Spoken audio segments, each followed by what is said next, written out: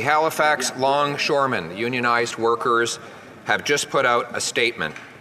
On Monday, the NDP has the opportunity to reinforce that they will not bring in back-to-work legislation by supporting their own leaders' words. And below are those words in a copy of the common sense Conservative motion calling the Liberals, quoting the NDP Liberal leader as saying, the Liberals are too weak, too selfish, and too beholden to corporate interests to fight for people. Will the NDP Liberals stand with unions and vote non-confidence in this costly government? Yeah. This is the way.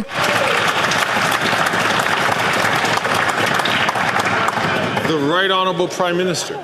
We can tell, Mr. Speaker, why the Conservative leader is so desperate to bring Parliament to a halt, to prevent debate on matters that are actually going to deliver for Canadians. As we support Canadians, as we make investments that are growing the economy and showing up for Canadians, like the tax break over the next few months, the Conservative leader sees that we're actually solving some of the challenges that the global economy has tossed our way. These are things that we are focused on, while he's focused on his own political partisan advantage and personal attacks. We're going to stay focused on Canadians, on delivering for them tangibly and concretely. The Honourable Leader of the Opposition. We don't want you. His own party doesn't agree with him. He's so weak that the NDP keeps him in power while the Liberal Premier of Newfoundland and Labrador is attacking his energy cap. The Liberal Premier says that this reduction of 35% in Newfoundland's energy production is already sending investment away. We understand that President Trump wants to take our money in jobs. But why is the Prime Minister standing against his own Liberal Premier in Newfoundland and Labrador to help Trump do it? The Right Honourable Prime Minister. Mr. Speaker, across the country, except on the Conservative benches, Canadians know climate change is real. Canadians are also stepping up in lots of different ways to help reduce their emissions, to grow the economy, to create a better future for their kids and grandkids. The multi-billion-dollar profitable industry that is the oil and gas industry right now has an unlimited ability to emit emissions into the atmosphere. We make more money. Make more money. Particularly not one as wildly profitable as the oil and gas industry should be able to have unlimited pollution. That's why we're putting a cap on emissions, not on production, Mr. Speaker. The government shouldn't even be regulating oil and gas. Just let them make the money. That's factually false. The industry's emissions have been regulated for decades, Mr. Speaker, and he just wants to shut down their production and give more of the money and jobs to Donald Trump and the United States of America.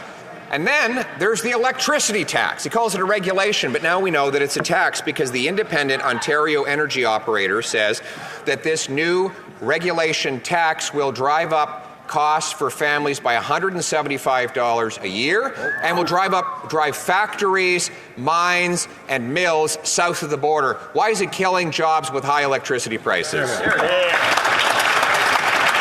The Right Honourable Prime Minister. Mr. Speaker, our oil and gas emissions cap is a cap on emissions, not on production, Mr. Speaker. No sector should be allowed unlimited pollution, and it's unfortunate the Conservatives continue to defend that incredibly profitable sector that is costing Canadians so much.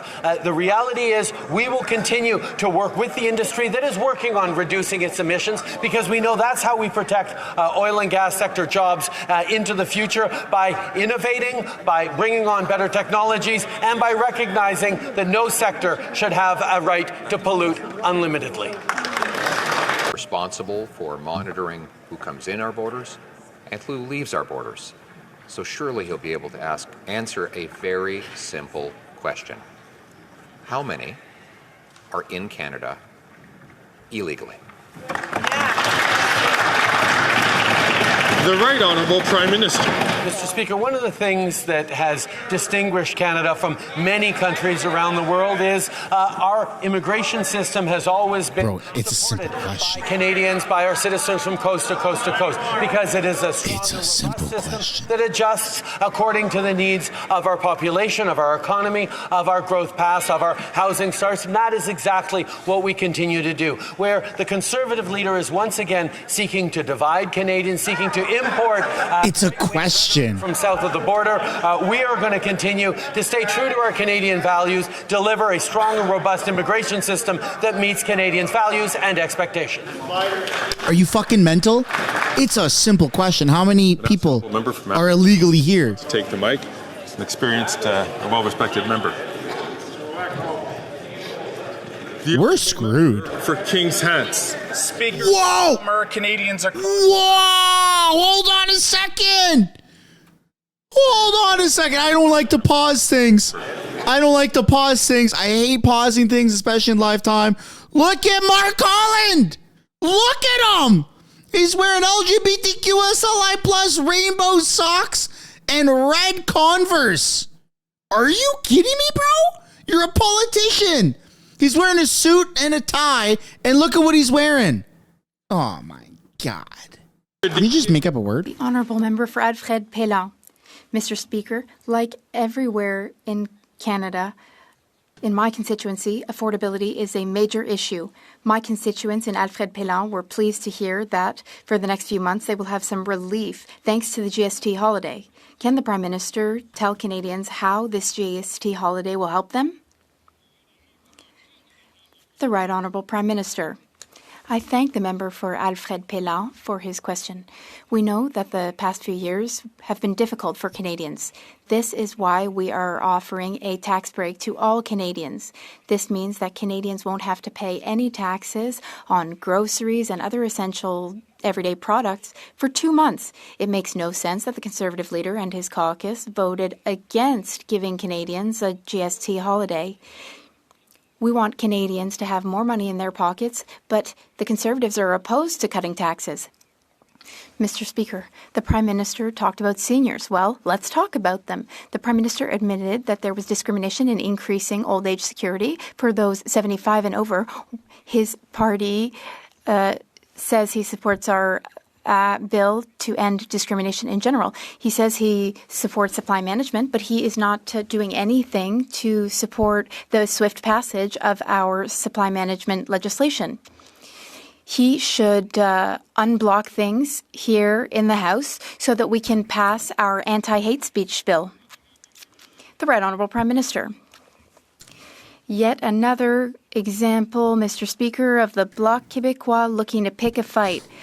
Meanwhile, we are delivering for Quebecers and Canadians. We are investing through dental care.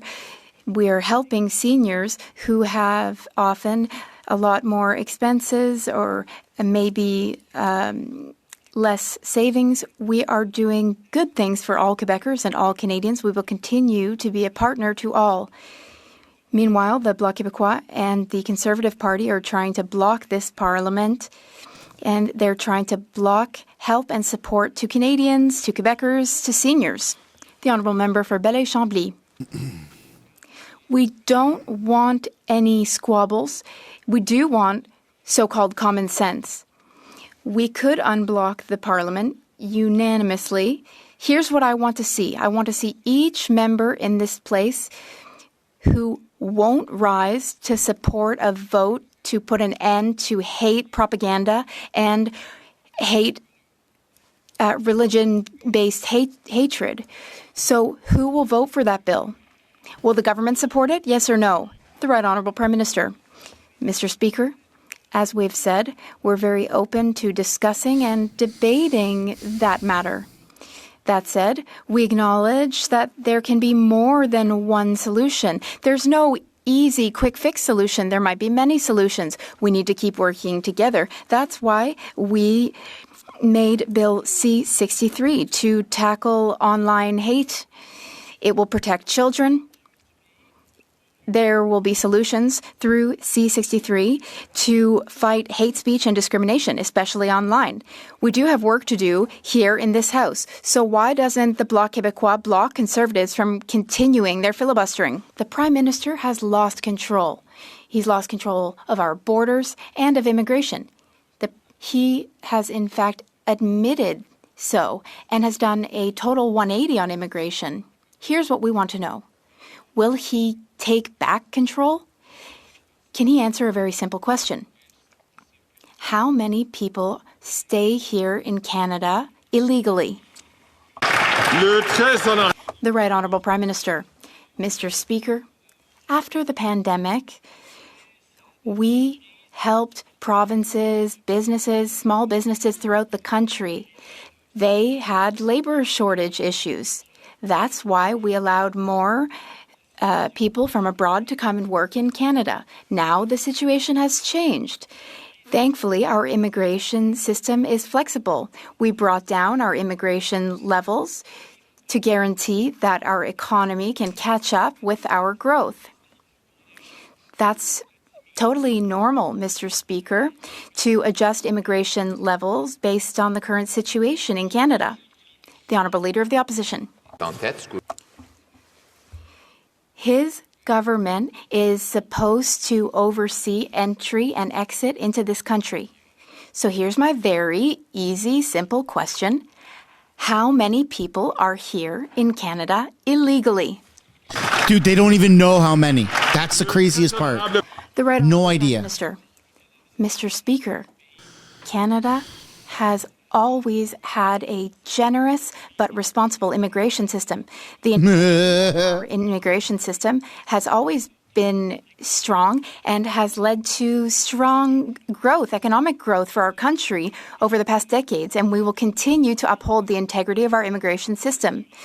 We put in place measures to ensure that those whose visitor's visa or other types of visas and permit expire, so to ensure that they go home. Our system will remain thorough and will keep its integrity.